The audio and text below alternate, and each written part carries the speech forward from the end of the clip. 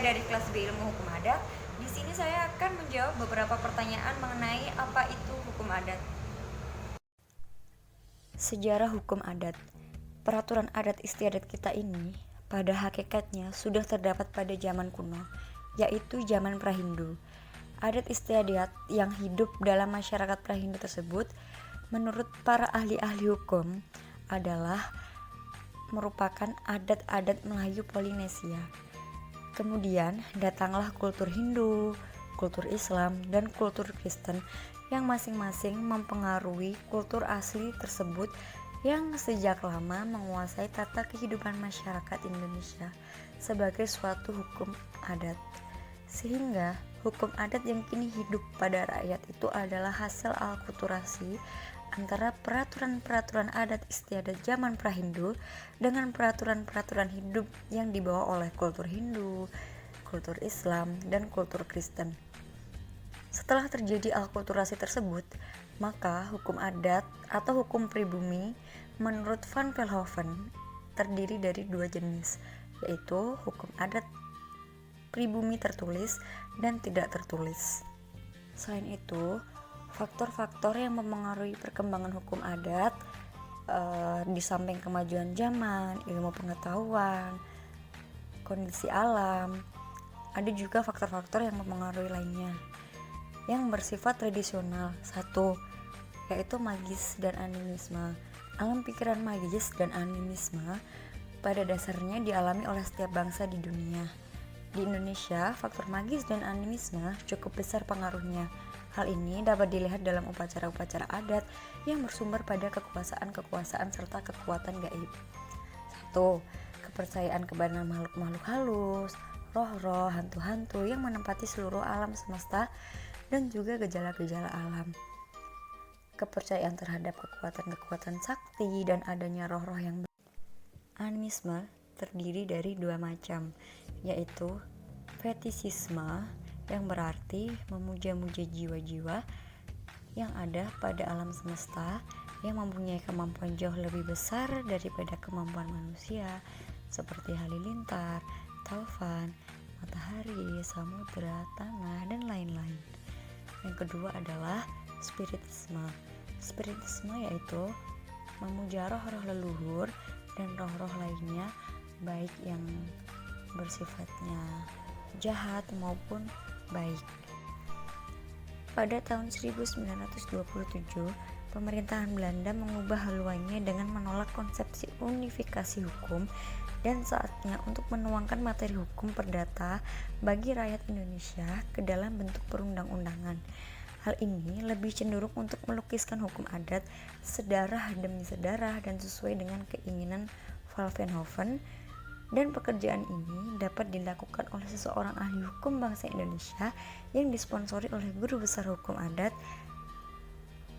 Van Velhoven mencatat bahwa pada tahun 1927 terjadi suatu titik balik dalam politik hukum adat yang dianut pemerintah Hindia Belanda yang telah melepaskan pendapat lama yang membuat satu kodifikasi hukum bagi orang Indonesia asli yang sedapat-dapatnya dan sebanyak-banyaknya didasarkan pada asas-asas hukum Eropa yang menganut bahan baru, di antara lain adalah hukum yang berlaku bagi orang Indonesia asli akan ditentukan sesudah diadakannya penyelidikan tentang kebutuhan hukum mereka yang sebenarnya, dan apabila hukum adat itu belum dapat ditinggalkan atau diganti dengan hukum lain, maka hukum adat masih diperlukan atau tetap dipertahankan. Setelah Indonesia merdeka, keberadaan hukum adat masih dipertanyakan, terutama mampukah hukum adat itu untuk membawa bangsa ke arah kemajuan. Mengenai hal ini, ada pendapat yang saling bertentangan. Apakah harus kita utamakan untuk bangsa ini? Apakah kita mengutamakan kemajuan di bidang ekonomi atau sosial dan budaya, atau mengutamakan rasa kebanggaan terhadap rasa nasionalisme? Jika yang diutamakan adalah pembangunan di bidang ekonomi, maka hukum adat tidak tepat untuk dijadikan dasar dalam pembentukan hukum nasional. Tetapi, Apabila yang diprioritaskan adalah menumbuhkan rasa kebanggaan sebagai suatu bangsa yang berdaulat, maka hukum adat itulah yang harus dijadikan sumber hukum nasional. Pemerintah pada waktu mengeluarkan TEP MPR nomor 2 tahun 1960 menyatakan bahwa hukum adat adalah hukum yang dijadikan landasan atau dasar pembentukan hukum nasional. Dikeluarkan pula Undang-Undang nomor 5 tahun 1960 tentang peraturan dasar pokok-pokok agraria. Motivasi saya mempelajari hukum adat sendiri itu karena hukum adat sering diabaikan, padahal hukum adat adalah salah satu gen hukum pembentuk dasar hukum nasional. Karena selama ini kita tidak melihat atau memikirkan sistem hukum di Indonesia. Kita cenderung memikirkan sistem hukum dari luar seperti Anglo-Saxon, civil law, dan kita tidak pernah melihat adat itu sendiri, makanya seakan-akan adat itu tidak ada. Karena kita tidak paham dan sadar tentang kekayaan kita, salah satunya adalah hukum adat itu sendiri. Padahal jika dikaji lebih lanjut, hukum adat sangat bervariasi dan berbeda dengan daerah satu dengan daerah lainnya. Hukum adat berlaku di Indonesia, akan tetapi jika berbicara nasional, hukum adat adalah salah satu pembangunan hukum nasional. Tetapi jika hukum adat berlaku nasional, itulah yang perlu digarisbawahi, bahwa hukum adat itu berlaku di Indonesia tetapi bukan merupakan hukum nasional. Terkait implementasi mekanisme pengakuan masyarakat hukum adat, sudah ada rancangan undang-undang masyarakat hukum adat. Terkait implementasinya tentang pengakuan masyarakat hukum adat memang belum ada, tetapi itu semua sudah masuk di dalam beberapa kajian undang-undang yang bersifat sektoral dan mengacu pada undang-undang desa, yaitu dalam pasal undang-undang desa pasal 97 tentang penetapan desa adat. Dan hukum adat bisa saja menjadi dasar hukum positif di Indonesia. Hukum tertulis melegitimasi masing-masing wilayah untuk menyelenggarakan hukum adatnya. Jadi itulah mengapa hukum tertulis menjadi dasar hukum adat dan berlaku undang-undang desa, karena secara otonomi kita belum paham tentang cara mengimplementasikan hukum adat. Selain itu, adat dan agama di Indonesia ini sangat sulit untuk disatukan dalam konteks kebangsaan. Ada beberapa kelompok masyarakat asing yang terjadi sudah sejak lama, itu tidak begitu ada polarisasi antara hukum adat dengan agama, seperti contohnya adalah di Minangkabau. Dan masyarakat kita itu sendiri selalu dipengaruhi oleh ilmuwan-ilmuwan barat, jadi seperti pola pikir kita itu terpisahkan antara adat dan agama. Jadi sangat perlu untuk mempelajari dan mengkaji hukum adat agar masyarakat sendiri paham bahwa hukum adat merupakan salah satu hukum yang berasal dari Indonesia. Perlu dilihat, tidak semua perkara di daerah dapat menggunakan sistem hukum adat untuk memutus suatu perkara. 1. Perlu dilihat apakah wilayah tersebut sudah ditentukan sebagai persada. Karena jelas, yang mendapatkan hak prerogatif untuk menjalankan hukum sesuai hak asal-usulnya merupakan wilayah yang sudah ditetapkan sebagai wilayah adat. Dan dapat dilihat dari segi kejahatan, apakah masuk golongan kejahatan besar atau sedang. Misal, pembunuhan itu harus memakai hukum nasional, serta kejahatan-kejahatan besar atau extraordinary crime seperti terorisme, korupsi itu harus menggunakan hukum nasional. Pengecualian juga terhadap pengadilan hukum adat yang sudah dilembagakan seperti di Papua.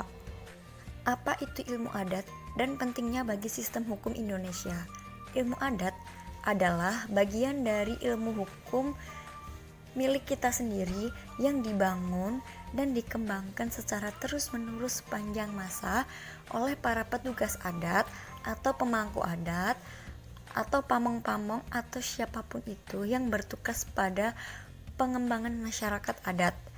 Pentingnya hukum adat dalam sistem hukum Indonesia memiliki kedudukan secara konstitusional, bersifat sama dengan kedudukan hukum pada umumnya, berlaku dalam kehidupan bernegara di Indonesia, dan terdapat perbedaan antara hukum adat dengan hukum yang berlaku pada umumnya, yakni dari aspek keberlakuan serta bentuknya. Jadi, walaupun bangsa Indonesia itu masyarakatnya berbeda-beda, namun hanya satu cita-citanya, ialah membangun dan mempertahankan negara Kesatuan Republik Indonesia berdasarkan Pancasila, dan kaidah-kaidah kepribadian bangsa tersebut adalah jiwa-jiwa hukum Indonesia, yaitu jiwa hukum adat yang kemudian diangkat dan dijelmakan menjadi jiwa hukum nasional dan dicantumkan ke dalam Undang-Undang Dasar 1945. Dengan demikian, maka budaya hukum nasional yang harus berlaku bagi seluruh rakyat Indonesia bukan semata-mata dijiwai oleh kepentingan kebendaan seperti halnya hukum barat, tetapi juga dijiwai oleh ajaran-ajaran ketuhanan yang Maha Esa. Dengan mempelajari hukum adat, maka kita akan memahami budaya hukum Indonesia. Kita tidak akan menolak budaya hukum asing sepanjang ia tidak bertentangan dengan budaya hukum Indonesia. Begitu pula dengan mempelajari hukum adat, maka kita dapat mengetahui hukum adat yang mana yang ternyata tidak sesuai lagi dengan perkembangan zaman, dan hukum adat yang mana yang mendekati keseragaman yang dapat diperlakukan sebagai hukum nasional. Pembangunan hukum di Indonesia akan menghadapi kegagalan jika dalam penyusunan dan penerapannya lebih mengutamakan literatur hukum barat, sementara hukum adat yang masih kental berlaku di berbagai daerah diabaikan oleh praktisi hukum itu sendiri. Pemerintah harus menyadari bahwa kegagalan pembangunan hukum nasional antara lain karena dalam penyusunan pasal-pasal, pembuatan peraturan perundang-undangan mengabaikan peraturan keberadaan hukum adat. Dan penggunaan hukum barat selama ini tanpa terasa makin menjauhkan hukum nasional dari jiwa dan budaya bangsa. Salah satu implikasinya adalah masyarakat Indonesia yang berwatak komunal dan mengedepankan musyawarah dalam menyelesaikan sengketa berubah menjadi manusia baru, yakni berwatak individual dan sering saling melaporkan. Terjadinya kesenjangan ekonomi yang kian hari terus melebar, antara lain karena pijakan hukum atau penyusunan peraturan perundang-undangan tidak berpedoman pada hukum adat, tetapi menggunakan literatur barat. Kesalahan itulah yang segera harus diluruskan dan belum terlambat. Dapat disimpulkan bahwa dewasa ini semakin bermunculannya masalah-masalah adat di Indonesia, terutama di bidang tanah, atau disebut juga dengan tanah ulayat. Padahal di dalam pasal 18B ayat 2 Undang-Undang 1945 Amandemen kedua tahun 2002 sudah ditegaskan bahwa negara mengakui dan menghormati kesatuan-kesatuan masyarakat hukum adat beserta hak-hak tradisionalnya sepanjang masih hidup dan sesuai dengan perkembangan masyarakat dan prinsip negara kesatuan Republik Indonesia.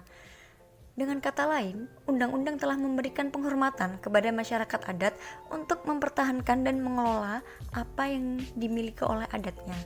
Namun, pada kenyataannya, konflik mengenai masyarakat adat terus meningkat dan berkembang. Untuk menghindari konflik-konflik kekerasan terhadap masyarakat adat di Indonesia, maka diperlukan adanya hukum adat nasional yang mengatur adat secara umum, yang setidaknya ada hal-hal pokok yang mendasari betapa pentingnya undang-undang tersebut. Selain itu, hukum adat nasional juga penting dalam rangka mengatasi masalah-masalah yang dihadapi oleh masyarakat adat dalam hal mempertahankan, memperjuangkan, dan memulihkan hak-hak yang dirampas oleh perusahaan ataupun pemerintah. Tentu, peranan hukum adat nasional ini akan berperan dalam rangka memberikan kejelasan terhadap masalah-masalah yang diatur dalam undang-undang yang khusus. Untuk itu, lembaga pembuat undang-undang agar secepatnya merealisasikan undang-undang tentang hukum adat nasional di Indonesia. Bagaimana legitimasi hukum adat di Indonesia? Pembahasan di DPR, pembentukan Negara Kesatuan Republik Indonesia berawal dari bersatu